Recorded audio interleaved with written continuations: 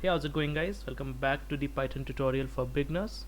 My name is Anshuman and I'll be your instructor for this video. In this video we'll be checking out the Python assignment operators, or the shorthand operators. Now the shorthand operator means the way of representing something in a short form, and you can also define these assignment operators or the shorthand operators in other words, like it is the combination of the arithmetic operation including the assignment operation. So the in the previous video we have seen the equality operator, which consists of the double equals to, which is nothing but to check the equality between two values, but the assignment operator is denoted by the single equals to, and when it is added with some of these arithmetic operators it becomes the shorthand operators. These operators are helpful to write shorter code, and these are very simple to use, and as you can see on the screen I have listed all the assignment operators available in Python, and we'll be testing out one by one how these assignment operators work. Alright, so let's get started with the first operator. So let me give some value like num1 equals 10, and then let me give some value like num2 equals 4, and then we will be checking out how this will look. So if you can see, if I just print the value of num1, so you can see here it gives the value 10. And if I give something like x equals 3 and then print that value here like this, print x, and it is gonna give me value 3. So this is the use of the assignment operator. You're basically assigning some value to the variables or the object. So here x equals 3 and we're just printing the value here. Great.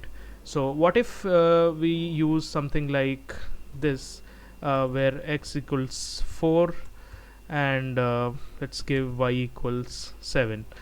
Great. And then we have to give something like z equals, and we don't want to use like z plus x like that, because it's again extending the code.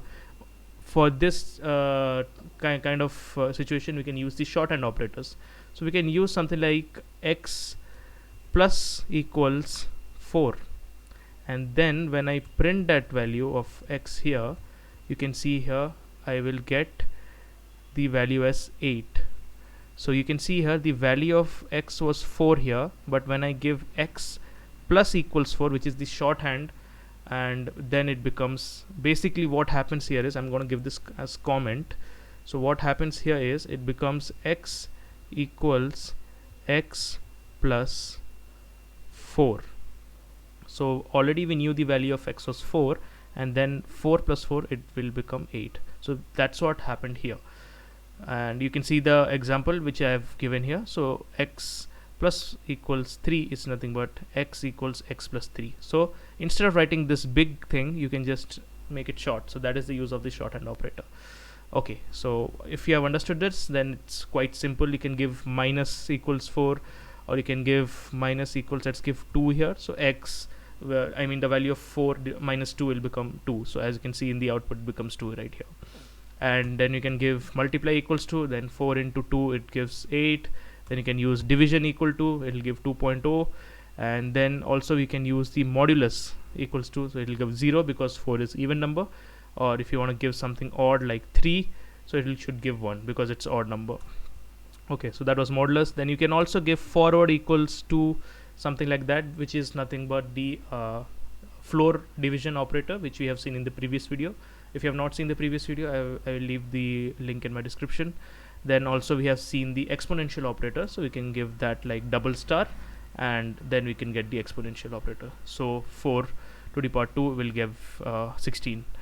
So that is how the shorthand operators works. Quite simple, just to reduce the amount of line you write in the code, and again very helpful. Alright, so that was all for this video.